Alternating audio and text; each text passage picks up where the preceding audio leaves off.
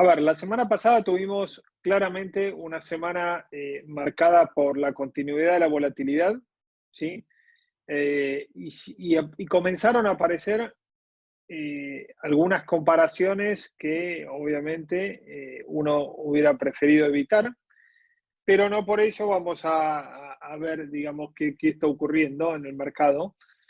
Las comparaciones son desde el comienzo de este siglo, cómo fueron las tres anteriores correcciones del Nasdaq fuertes, ¿sí? Eh, Está obviamente la del COVID 2019, que es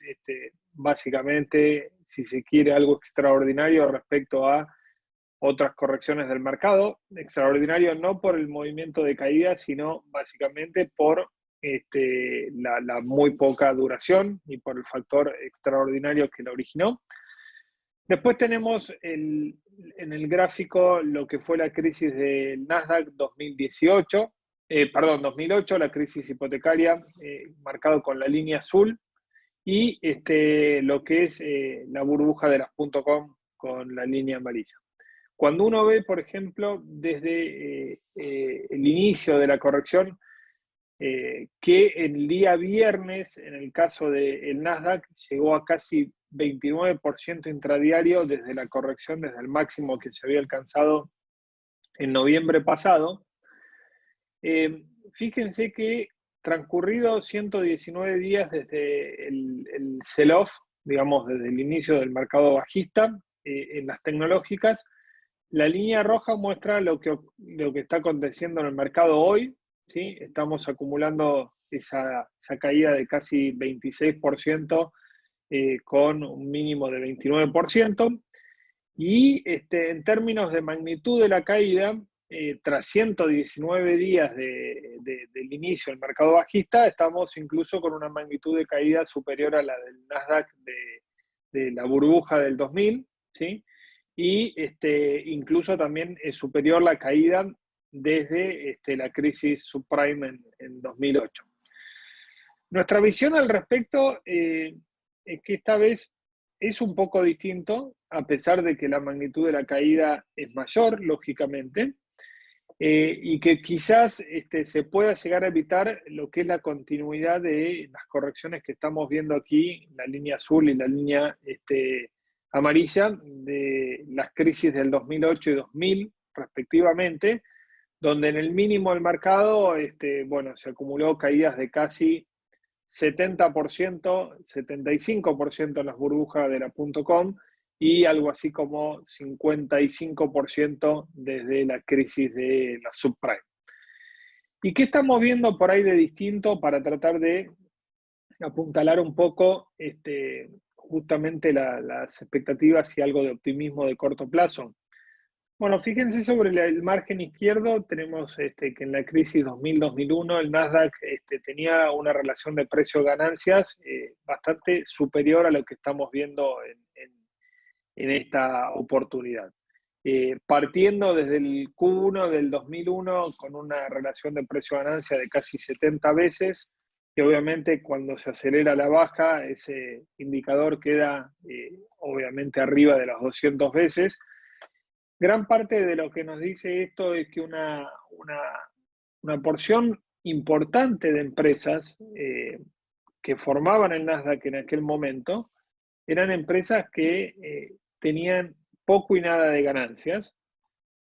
poco y nada también de ingresos por ventas y mucho de expectativa hacia el futuro, ¿sí? Incluso fíjense que cuando ya está consumada la gran caída de la burbuja.com, después del año, yo diría, después de mitad del año 2001, luego vino todo lo que es el atentado del 11 de septiembre. Aún así, fíjense que con la caída fenomenal que hubo del mercado, el ratio precio-ganancias nunca pudo estar debajo de las 30 veces en esa época, incluso aún después del 2003-2004. Sobre el margen derecho, tenemos un poco lo que pasó en la crisis 2008-2009, donde aquí había, si se quiere, ratios por encima del promedio de los últimos 10, 15 años para el Nasdaq, pero ratios mucho más razonables, ¿sí? La crisis empieza con un ratio de precio-ganancia del Nasdaq en torno a casi 30 veces. Cuando viene lo peor de la crisis en el último Q del 2008, ese ratio se va a 18 veces, un poquito menos, 17 veces,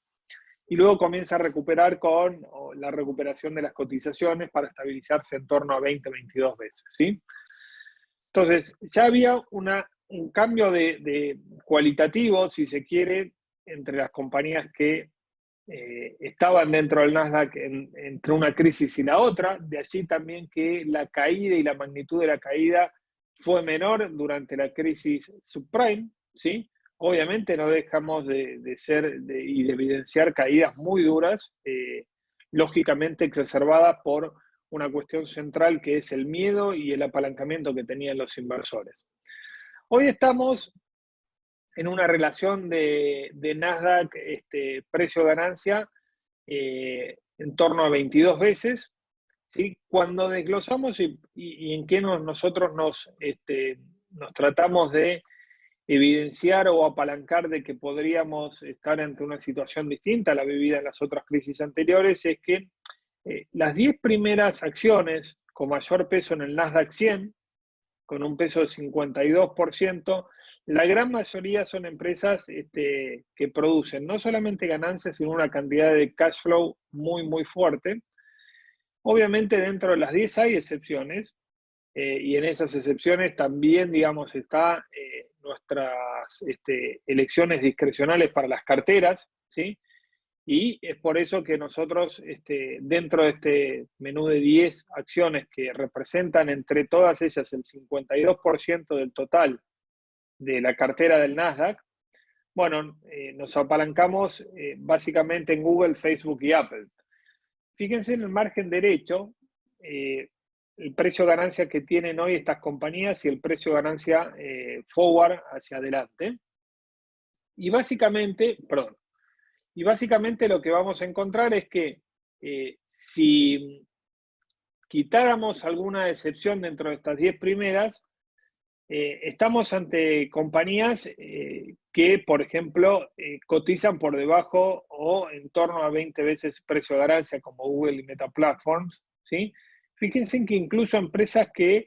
eran consideradas de supercrecimiento en el peor momento de la crisis, como Nvidia, ya empieza a presentar, con la caída que ha sufrido claramente, digamos, alternativas de evaluaciones mucho más acordes a empresas que no solamente crecen, sino que generan valor para los accionistas. Y dentro, por ejemplo, también del sector de semiconductores, ahí tenemos a Broadcom con una relación de precio-ganancia de casi 16 veces de precio-ganancia futura, Apple 23 veces, Microsoft. Digo, esta vez, si bien es cierto que todavía el mercado le cuesta hacer pie, la volatilidad está muy a flor de piel y adicionalmente hay un desarme de apalancamiento muy, muy importante. Para aquellos que empiezan a visualizar oportunidades de mediano plazo para el portafolio, creemos que esos 3 activos donde hoy está expuesta nuestras carteras offshore, sobre todo la agresiva como Google, Facebook y Apple, son papeles a considerar por estas características que dijimos anteriormente. No se encuentran en una sobrevaluación fuerte, por el contrario, están cotizando por debajo de la media del mercado en términos de precio-ganancia, son fuertes generadores de flujo de caja positivo y no tienen deuda. Por lo tanto, las amenazas que estamos viendo hoy en día en muchos de los mercados y que tienen que ver con el aumento del costo del endeudamiento, que tiene que ver con la inflación, quizás les pega más tangencialmente, sobre todo porque estas compañías tienen una posición dominante de mercado que permite trasladar fuertemente a precios el aumento de costos. Claramente el límite principal es si nos enfrentamos a una economía global recesión, una recesionaria, en donde evidentemente la inflación sigue haciendo mella en el poder adquisitivo de los ingresos y tenemos un gran parate, no solamente del consumo más discrecional que puede afectar sobre todo a Apple, sino también la inversión de las empresas que puede afectar el canal digital, sobre todo en Google y Meta Platforms. Así que en ese sentido, es por eso que escribimos la semana pasada un editorial, lo escribí yo pensando de que había señales como para al menos no poner esta crisis actual de los mercados y esta corrección actual a la par de las correcciones que vivimos en el 2000 y 2008, pero evidentemente es el tiempo el que determinará después justamente si efectivamente nuestra lectura era adecuada o no, y si esta vez la interpretación podía ser distinta.